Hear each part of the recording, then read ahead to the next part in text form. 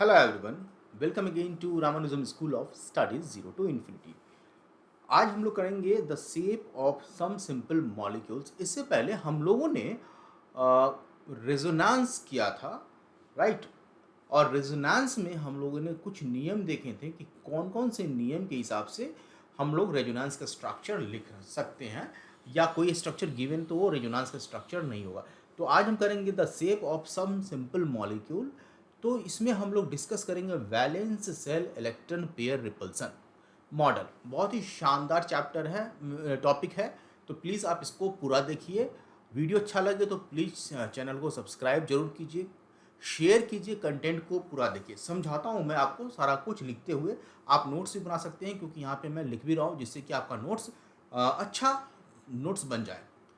तो जो VSPR model है वो एक आइडिया पे रेस्ट है, और वो आइडिया क्या है कि जो इलेक्ट्रॉन पेयर होगा कहीं पे भी, चाहे वो बॉन्डेड इलेक्ट्रॉन पेयर हो या फिर अनशेयर्ड पेयर इलेक्ट्रॉन हो, associated with a particular atom will be as far away as atom's other electron pair as possible।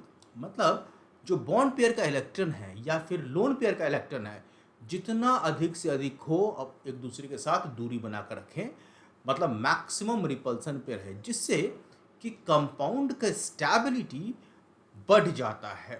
Clear. तो थ्री डायमेंशनल स्ट्रक्चर को समझने के लिए हम लोग क्या करते हैं, लेविस स्ट्रक्चर लिखते हैं। और इस लेविस स्ट्रक्चर को थ्री डायमेंशन में समझने के लिए हम लोग यूज करते हैं VSEPR मॉडल। और इस मॉडल में हम लोग को विजुअलाइजेशन मिलता है 3D पिक्चर का। और इसके लिए क्या करते हैं हम लोग, सॉलिड वेज, जो कि यहाँ पे आपको रेड में दिख रहा होगा, वो यूज़ करते। इस तरह का नोटेशन, मतलब इस तरह का क्या करेंगे, इसको कहेंगे हम सॉलिड वेज, जो कि डिपिक्ट करेगा, जो बताएगा कि वो जो एटम है जिससे बॉन्डेड है, मतलब मान लीजिए कार्बन से हाइड्रोजन बॉन्डेड है, तो हाइड्रोजन कार्बन से हाइड्रोजन का बॉन्डिंग अगर इस तरह से है तो ये दिखाएगा कि हाइड्रोजन जो है टुवर्ड्स व्यूअर है थ्री डायमेंशन में। और अगर जो हमारा वेज होगा वो अगर टूटा हुआ होगा, ठीक है, डैश्ड वेज होगा, तो वो ये बताएगा कि वो इनटू द पेपर है। ठीक है, मतलब डैश्ड वेज में क्या होगा कि रीडर से जो रीड कर रहा है, जैसे मैं पढ़ रहा हूं, तो डैश्ड वेज में ये पीछे की तरफ होगा। तो इस तरह से हम लोग थ्री डायमेंशनल पिक्चर को विजुअलाइज कर सकते हैं। एक बार अगर हम थ्री डायमेंशनल पिक्चर को विजुअलाइज कर लिए तो बहुत सारा जो टॉपिक है वो समझने में आसानी होता है, जैसे कि मॉलिक्यूलर डायपोल मोमेंट। इसी लेक्चर में हम लोग डिस्कस करेंगे। आसानी होगा कि किस तरह से हम मॉलिक्यूलर डायपोल मोमेंट को समझें। एज फॉर एग्जाम्पल अगर हम बात करें, तो अगर हमें मीथेन का structure, suppose three dimensional structure हमें क्या करना है, ड्रॉ करना है, तो इसके लिए क्या करेंगे कि कार्बन से 4 हाइड्रोजन जुड़ा हुआ है, तो कार्बन से एक हाइड्रोजन डैश लाइन देंगे। जैसे कि यहाँ पे आपको ये समझ लीजिए कि जो सिंपल डैश लाइन होता है वो simple dash line on the paper होता है, ठीक है। और जो वेज वाला होगा, अगर सॉलिड वेज है तो वो टुवर्ड्स द व्यूअर होगा, अगर डैश्ड वेज है तो वो into the away the viewer या इनटू द पेपर होगा, ठीक है। तो CH4 के स्ट्रक्चर ले लेते हैं। तो कार्बन और हाइड्रोजन, ये जो 4 बॉन्ड है ये इक्विवेलेंट बॉन्ड है, और जो हमारा बॉन्ड एंगल है, बॉन्ड एंगल अगर हम बोलें तो कौन सा आएगा हमारा, देखिए ध्यान से, हाइड्रोजन कार्बन हाइड्रोजन का बॉन्ड एंगल वो 109 डिग्री होता है। तो इसका मतलब ये है कि ये एक टेट्राहेड्रल अरेंजमेंट में है, जिससे कि जो चारों बॉन्ड है एक दूसरे से, बॉन्ड में क्या है, इलेक्ट्रॉन पेयर है, शेयर्ड इलेक्ट्रॉन पेयर, वो एक दूसरे से मैक्सिमली सेपरेटेड होगा, मैक्सिमम सेपरेशन होगा, जिससे कि रिपल्सन मैक्सिमम, मतलब जितना दूर हो सके उतना मतलब दूर रहेगा, जिससे कि रिपल्सन कम हो, और इससे क्या होगा, एनर्जी कम होगा। सो इस केस में अगर हम बात करते हैं मीथेन के केस में, तो carbon hydrogen carbon, sorry, hydrogen carbon और हाइड्रोजन एंगल जो होगा, जैसे कि यहाँ पे मैं दिखा रहा हूँ, वो 0.5 डिग्री होगा, दैट इज टेट्राहेड्रल। अब यहाँ पे देखिए कार्बन से हाइड्रोजन जुड़ा हुआ है, एक है सॉलिड वेज लाइन से और एक है हमारा डैश वेज लाइन से।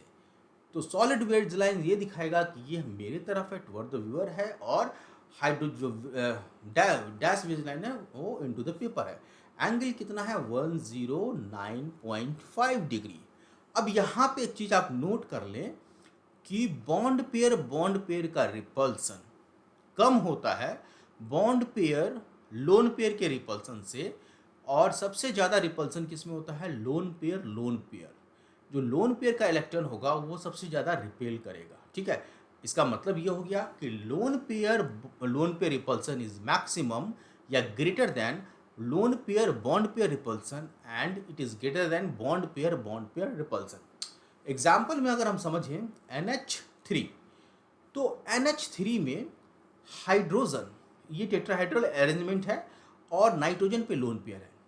इस लोन पेयर का क्लाउड फैला हुआ है जिससे कि लोन पेयर बॉन्ड पेयर में रिपल्सन होता है। तो जो टेट्राहेड्रल एंगल है वो 109 डिग्री ना होके 107 डिग्री हो जाता है। सिमिलरली वाटर का स्ट्रक्चर बेंट स्ट्रक्चर होता है और ये टेट्राहेड्रल अरेंजमेंट होता है जैसा कि आपको दिख रहा है। यहाँ पे दो लोन पेयर है और दो लोन पेयर के कारण रिपल्सन और ज़्यादा होता है जिससे कि हाइड्रोजन बॉन्ड एंगल और भी कम हो जाता है, डेट इज 105 डिग्री। अब नेक्स्ट एग्जांपल हम लोग बोरोन ट्राइफ्लोराइड का लेते हैं। बोरोन जो है फ्लोरीन के साथ, 3 फ्लोरीन के साथ जुड़ा होता है, और चूंकि 3 फ्लोरीन है तो ये कैसे होगा ट्राइगोनल प्लानर मॉलिक्यूल होगा, मतलब बोरोन सेंटर पे होगा इक्विलेटरल ट्रायंगल के, और जो फ्लोरीन है वो वर्टिसेस ऑफ इक्विलेटरल ट्रायंगल पे होगा और एंगल इसका 120 डिग्री होगा, क्योंकि यही वो अरेंजमेंट है जिसमें मैक्सिमम रिपल्सन, मतलब मैक्सिमम दूरी पे हमारा बॉन्ड पेयर इलेक्ट्रॉन रहेगा। यहाँ पे ये बात आपको नोट करना होगा कि जो मल्टीपल बॉन्ड है उसको हम एक सिंगल यूनिट के जैसा ट्रीट करेंगे, ठीक है। इन VSEPR थ्योरी में सिंगल यूनिट के जैसा ट्रीट करेंगे। जैसे अगर हम बात करें, ध्यान से देखेंगे कि अगर हम फॉर्मल्डिहाइड की बात करें तो फॉर्मल्डिहाइड का जो स्ट्रक्चर है उसमें जो कार्बन है ऑक्सीजन के साथ डबल बॉन्ड में जुड़ा हुआ है और कार्बन हाइड्रोजन बॉन्ड है। ये हमारा क्या होता है ट्राइगोनल होता है, मतलब जो एंगल होगा, मतलब जो प्लेन होगा प्लानर मॉलिक्यूल होगा, ठीक है। जो इलेक्ट्रॉन है डबल बॉन्ड का कार्बन और ऑक्सीजन के बीच में जो डबल बॉन्ड है उसका जो इलेक्ट्रॉन है वो क्या होगा एक सिंगल यूनिट के जैसा यहाँ पे काम करेगा। बहुत ही ध्यान से समझने की चीज़ है इसमें, ठीक है, ओके। और ये मैक्सिमली सेपरेटेड होगा तो स्ट्रक्चर इसका ट्राइगोनल प्लानर हो जाएगा। और भी एग्जांपल अगर हम देख सकते बहुत सारे मॉलिक्यूल्स आएंगे। देखिए कार्बन डाइऑक्साइड, तो इसका स्ट्रक्चर क्या होता है लीनियर होता है। अभी हम स्पेस में भी समझेंगे, ठीक है, मॉडल से भी समझेंगे। लीनियर मॉलिक्यूल में क्या हो जाएगा कि जो इलेक्ट्रॉन है डबल बॉन्ड, जो कि डबल बॉन्ड में जैसे कार्बन और ऑक्सीजन, देखिए कार्बन के साथ डबल बॉन्ड ऑक्सीजन जुड़ा होता है, ठीक है, दोनों तरफ से, और ये दोनों का जो इलेक्ट्रॉन होगा डबल बॉन्ड का वो मैक्सिमम सेपरेशन पे रहना चाहेगा, ठीक है, जितना अधिक से अधिक सेपरेशन पे रहे, जैसा कि VSPR थ्योरी कहता है। Clear? So wait a minute,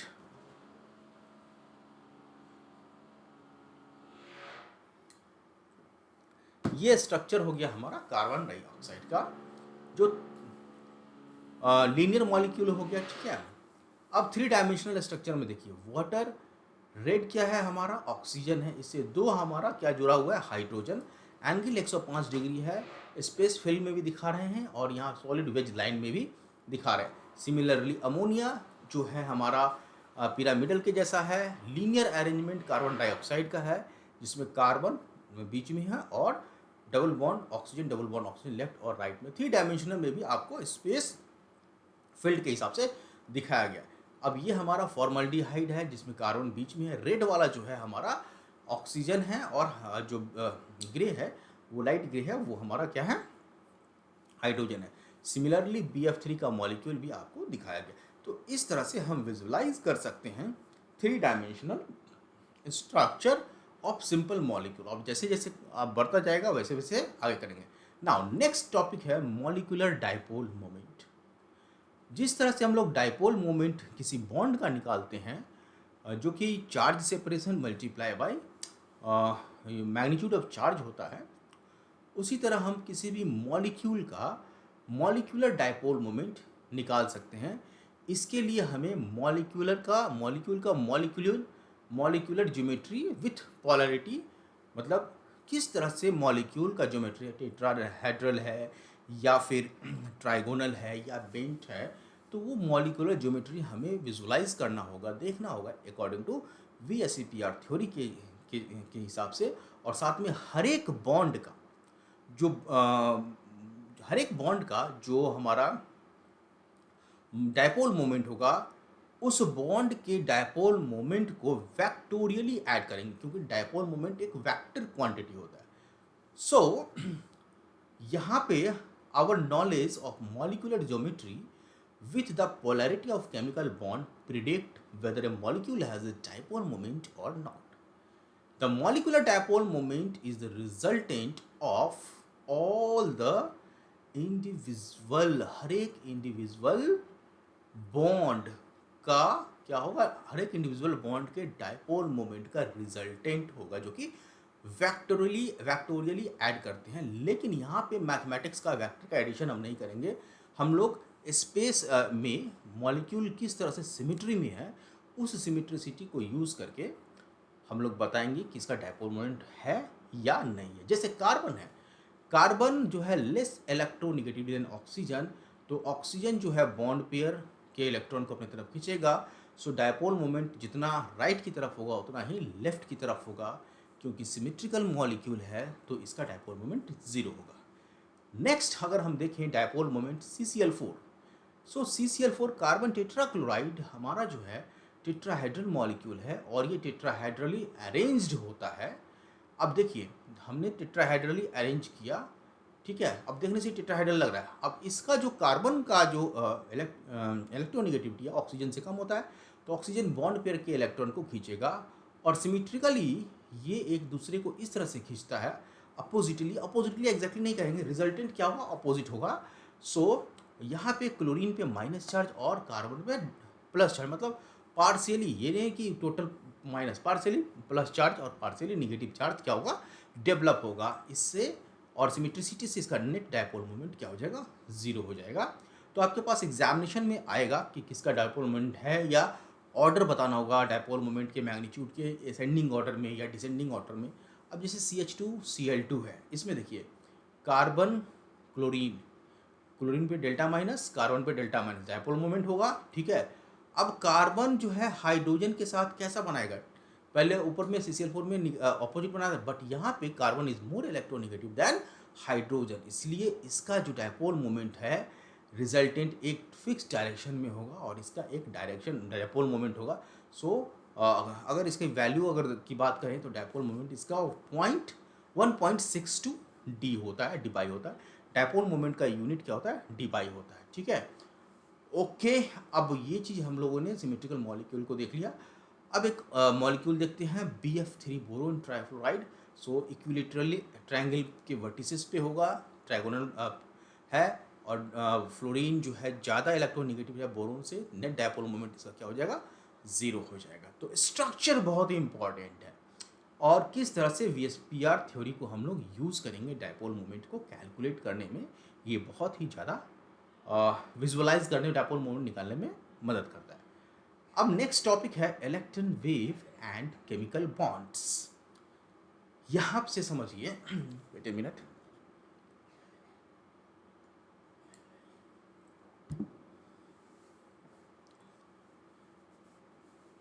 eighteen 1997 में इलेक्ट्रॉन की खोज किया गया, ठीक है।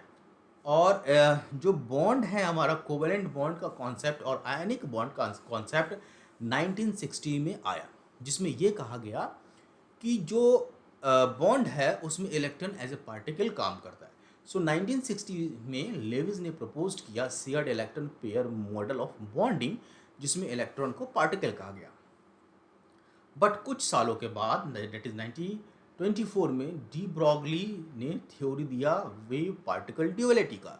उसमें ये कहा गया कि इलेक्ट्रॉन जो है वेव के जैसा भी काम करता है और पार्टिकल के जैसा भी काम करता है। वेव के जैसा, जैसे वेव में जैसे इंटरफ्रेंस होता है, डिफ्रैक्शन होता है, उस हिसाब से भी काम करता है, और पार्टिकल के हिसाब से काम करता है, जैसे फोटो इलेक्ट्रिक इफेक्ट। ओके। और साथ में इसके बाद 2 साल के बाद 1926 में श्रोडिंगर वेव इक्वेशन, श्रोडिंगर ने अपना इक्वेशन दिया जो कि वेव इक्वेशन कहलाया। उसमें क्या किया गया कि कैलकुलेट किया गया energy of an electron in hydrogen atom. अब इन सभी चीज को मिला के बॉन्डिंग इन मॉलिक्यूल को एक्सप्लेन किया गया। किस बेसिस पे? कि जो इलेक्ट्रॉन है वो हमारा वेव प्रॉपर्टीज को वेव प्रॉपर्टीज के कारण बॉन्डिंग करता है। So bonding in molecule could be explain on the basis of interaction between two electron wave. और इससे 2 थ्योरी को प्रपोज किया गया। पहला थ्योरी है वैलेंस बॉन्ड थ्योरी, ठीक है, जो कि अभी हम लोग करेंगे। और दूसरा है molecular orbital theory, molecular bonding theory, orbital वाला, जिसमें एंटी बॉन्डिंग और बॉन्डिंग की बात करते हैं। तो अब हम बात करेंगे वैलेंस बॉन्ड थ्योरी का। देखिए, वैलेंस बॉन्ड थ्योरी में समझिए कैसे होता है। एग्जाम्पल समझेंगे। मान लेते हैं कि 2 हाइड्रोजन है, जैसे यहाँ पे मैं लिख भी रहा हूँ तो आप नोट्स बनाते रहिए। 2 हाइड्रोजन है, जब ये सेपरेटेड होगा फार एनफ तो दोनों के बीच में कोई भी फोर्स नहीं लगेगा। प्रैक्टिकली ये मान के चलते हैं, ठीक है। लेकिन जैसे जैसे वो नज़दीक आएगा, दैट इज अगर 2 hydrogen atom that are far apart, ठीक है, तो वहाँ पे कोई भी फोर्स नहीं लगेगा। लेकिन जैसे जैसे वो नज़दीक आएगा उसके बीच में फोर्स लगना स्टार्ट हो जाएगा।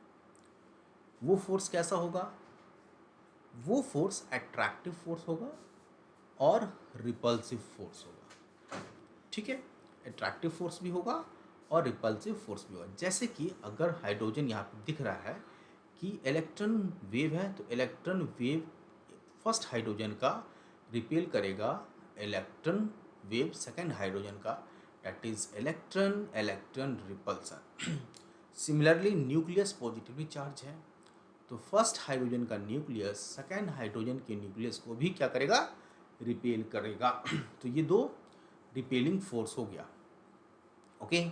नाउ यहाँ पे एक चीज और है कि फर्स्ट हाइड्रोजन का न्यूक्लियस सेकेंड हाइड्रोजन के इलेक्ट्रॉन को अट्रैक्ट करेगा, तो यहाँ पे अट्रैक्टिव फोर्स लगना स्टार्ट हो गया।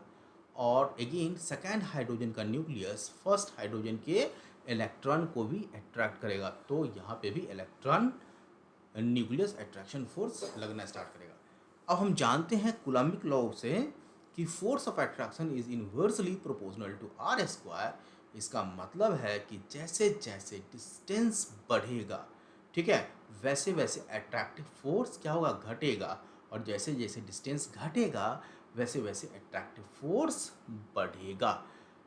तो यहाँ पे जो इलेक्ट्रॉन है अपने मोशन को इस तरह से कोरियोग्राफ करता है, इस तरह से अरेंज करता है कि मैक्सिमम अट्रैक्शन का फोर्स लगे और मिनिमम रिपल्सन का फोर्स करे लगे, जिससे कि जो नेट इफेक्ट आए उसमें एनर्जी की कमी हो जाए, जिससे कि मॉलिक्यूल जो बनेगा वो ज़्यादा स्टेबल होगा इंडिविजुअल एटम से।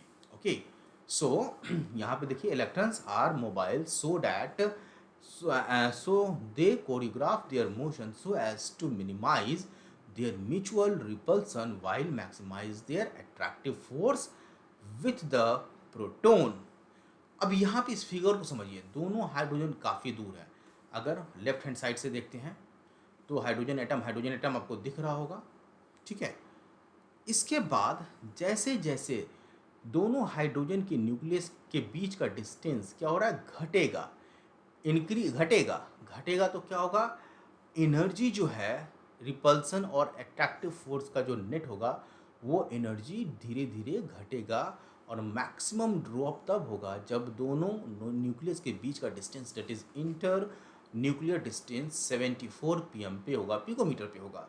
और इस केस में जो पोटेंशियल एनर्जी है दोनों हाइड्रोजन का वो क्या होगा, मिनिमम होगा, डेट इज -104 किलो कैलोरी पर मोल। लेकिन अगर इससे कम डिस्टेंस और करते हैं तो उस केस में रिपल्सन फोर्स जो है प्रीडोमिनेट करेगा और स्टेबिलिटी जो है पोटेंशियल एनर्जी इंक्रीज करने लग जाएगा, जिससे कि स्टेबिलिटी घटेगी। तो एट 74 पीएम पे जो है ये मैक्सिमम स्टेबिलिटी पे होगा। इस केस में हम ये कह सकते हैं कि इलेक्ट्रॉन क्लाउड था, जो वेव था दोनों हाइड्रोजन का, वहाँ पे कंस्ट्रक्टिव इंटरफ्रेंस हुआ, मैक्सिमम ओवरलैप हुआ इलेक्ट्रॉन क्लाउड का, और मैक्सिमम ओवरलैप होने के कारण यहाँ पे एक रोटेशनल सिमेट्री बन गया between the nucleus, between the both hydrogen atom, ठीक है। और ये जो बॉन्ड बना हाइड्रोजन हाइड्रोजन के बीच में मैक्सिमम ओवरलैप के कारण, उसे हम लोग ने कहा कि ये सिग्मा बॉन्ड है। सिग्मा बॉन्ड हम लोगों ने पहले भी पढ़ा है, लेकिन a bond having rotational symmetry that is sigma bond. और ये सॉस लाइक बॉन्ड होता है, जैसे हम सॉस गिरा देंगे तो चारों तरफ से वो गोला टाइप का होगा। अब यहाँ पे देखिए बॉन्ड हैविंग, तो दो, वन एस हाइड्रोजन के ऑर्बिटल है, हाइड्रोजन का एटम नज़दीक आया, ओवरलैप किया। So in phase overlap of two 1s orbital gives new orbital encompassing both hydrogen atom। अब ये हमारा कितने पे होगा, दोनों के बीच में जो, अच्छा इसको अगर हम कट करेंगे तो सिमेट्रिकली क्या होगा, टॉप व्यू सर्कल आएगा, ठीक है, इलेक्ट्रॉन क्लाउड सर्कल के जैसा दिखेगा। ओके, तो आई होप यहाँ तक समझ में आ गया, मतलब बॉन्ड जो है सॉस लाइक होगा, रोटेशनल सिमेट्री होगा। अब इसको थोड़ा सा इलेक्ट्रॉन वेव के हिसाब से समझते हैं। देखिए दो हाइड्रोजन एटम है, the first 1s orbital of two separated hydrogen atoms sufficiently far apart so that essentially no कोई भी attraction नहीं लग रहा है। As the hydrogen atom approaches each other, their 1s orbital begins to overlap and each atom begins feel attractive force। बीच में देखिए आपको reddish नजर आएगा, मतलब इलेक्ट्रॉन क्लाउड वहाँ पे जमा होना स्टार्ट हो गया। सी पिक्चर में क्या, the hydrogen atom close enough हो जाता है और डी में सबसे ज़्यादा आ जाता है, डेट इज 74 पीएम पे। So maximum electron density last वाले में होगा। द मॉलिक्यूल ऑफ हाइड्रोजन बन गया, the centre to centre distance between the hydrogen atom is 74 pm. Two orbital individual orbital 1s orbital have replace में, मतलब नया orbital बन गया। और ये कैसे होगा, ये होगा जब हमारा इलेक्ट्रॉन वेव कंस्ट्रक्टिव इंटरफ्रेंस करेगा, जैसा कि पिक्चर में आपको दिखाया गया। ध्यान से देखिए, ये यहाँ पे थोड़ा सा दिखा दिया है इलेक्ट्रॉन वेव के हिसाब से। ये वेव उठा, ये गया, कंस्ट्रक्टिव इंटरफ्रेंस हुआ, और यहाँ पे देखिए दोनों प्लस साइन है। प्लस साइन का मतलब क्या है कि न्यूक्लियस का प्लस साइन नहीं है, ये प्लस साइन वेव का प्लस साइन है, और जो डॉट दिखाया गया है रेड वाला वो न्यूक्लियस है, ठीक है। तो आई होप यहाँ तक समझ में आ गया होगा। ओके, नेक्स्ट टॉपिक में हम लोग हाइब्रिडाइजेशन करेंगे। आज के लिए इतना ही रखते हैं। हैव ए नाइस डे, जय हिंद। अगर आपको वीडियो पसंद आया हो तो प्लीज़ ज़रूर शेयर कीजिए, सब्सक्राइब कीजिए, लाइक कीजिए। हैव ए नाइस डे, जय हिंद।